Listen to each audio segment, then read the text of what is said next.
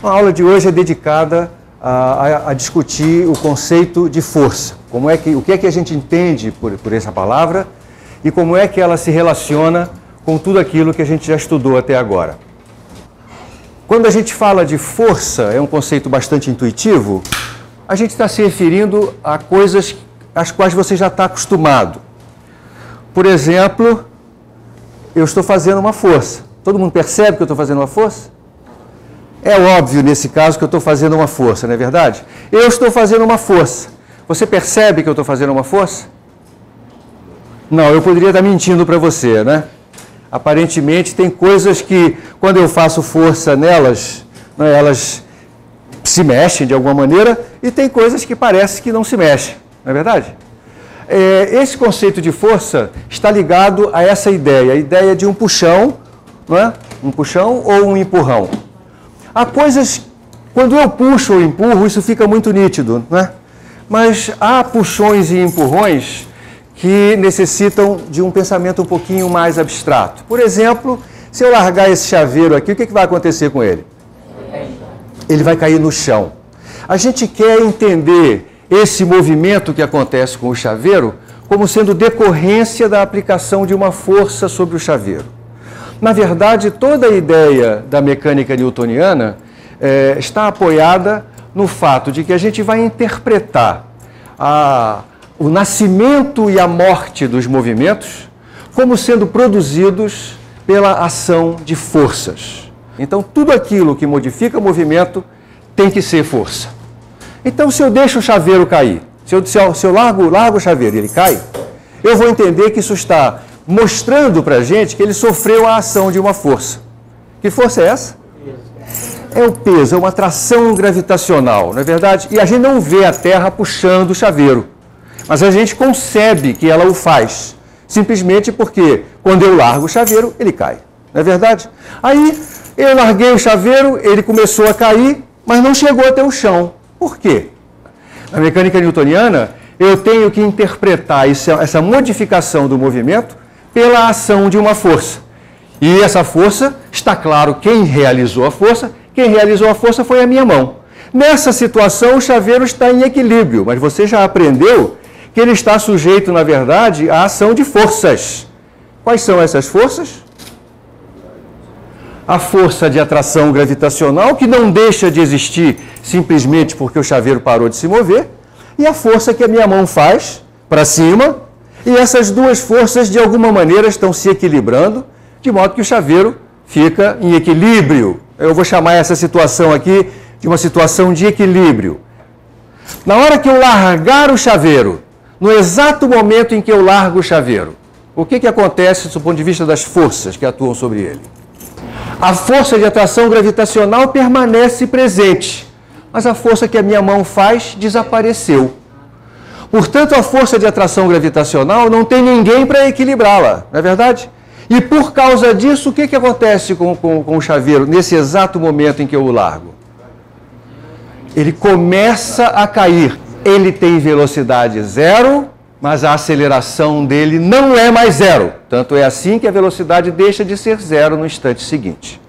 Então, isso nos dá uma ideia de que, quando o objeto está sujeito à ação de forças que não se equilibram, como é o caso na hora que eu largo o chaveiro, acontece uma coisa nova com ele, que eu posso traduzir do ponto de vista cinemático. E essa coisa nova ele passa a ter uma aceleração. Então, a presença de forças que não estão equilibradas provoca, neste objeto, uma aceleração. Essa talvez seja a maior contribuição de Newton para a ciência moderna. Newton descobre que a força que age sobre um objeto provoca neste objeto uma aceleração.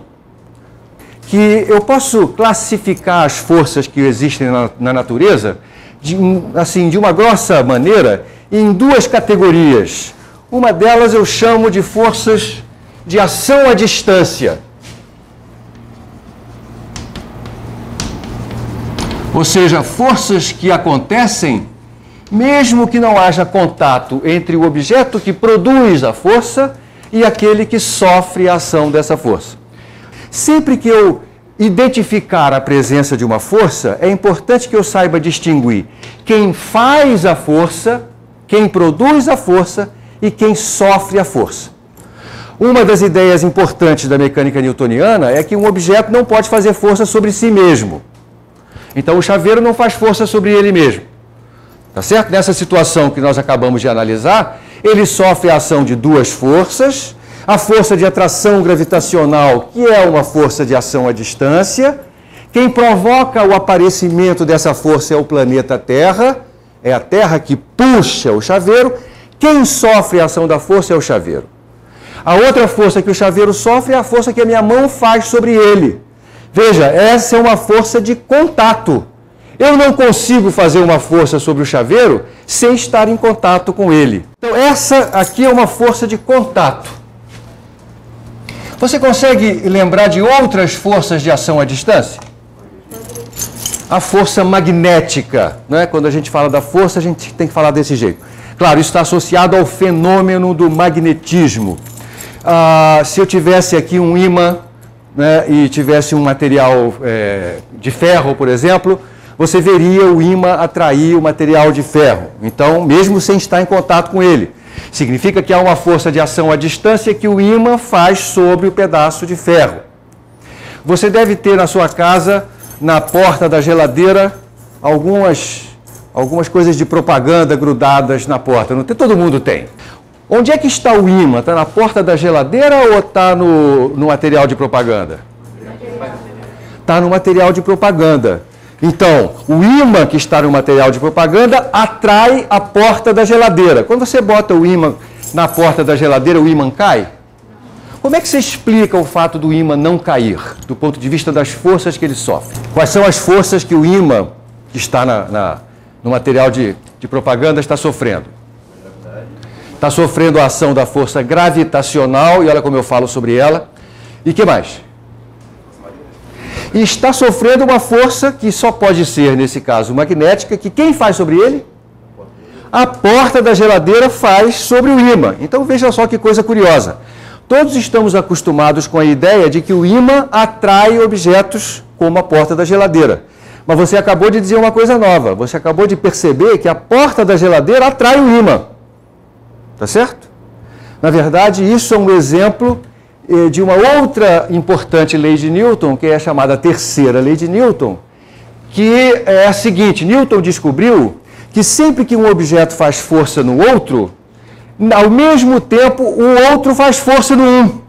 Se eu levar essa ideia de Newton às últimas consequências, o chaveiro está sendo atraído pelo planeta Terra. Ao mesmo tempo, a Terra está sendo atraída pelo chaveiro. Isso parece espantoso, porque quando eu largo o chaveiro, todo mundo vê o chaveiro cair, mas ninguém vê a Terra subir. E, no entanto, como Newton descobriu, essas duas forças, a força que o planeta faz sobre o chaveiro e a força que o chaveiro faz sobre a Terra, tem a mesma intensidade. Mas o efeito delas é diferente. Apesar das duas forças terem a mesma intensidade, o seu efeito pode ser diferente, porque depende das características do objeto que está sofrendo a força. E eu acho que é óbvio que um chaveiro é mais sensível, né, à força de atração gravitacional do que o planeta Terra quando sofre uma força de mesma intensidade. Então nomeamos aqui duas forças de ação à distância, a força gravitacional, a força magnética. Será que tem outras? Será que você já fez uma experiênciazinha simples que é a seguinte? Pegue um pente de plástico ou uma caneta dessas de plástico, isso serve, né? Atrite bastante com um pedaço de pano e aí corte pequenos pedacinhos de papel e aproxime a caneta dos pedacinhos de papel. Você vai perceber que os pedacinhos de papel vão ser atraídos por esse objeto, pela caneta ou pelo pente. Que tipo de força é essa? Esta é uma força elétrica. Então existe, e outra vez, não foi necessário o contato entre o pente e o papel para que o papel fosse atraído. Então nós temos uma terceira força que acontece no nosso cotidiano, que a gente vai associar ao fenômeno da eletricidade. Tá certo?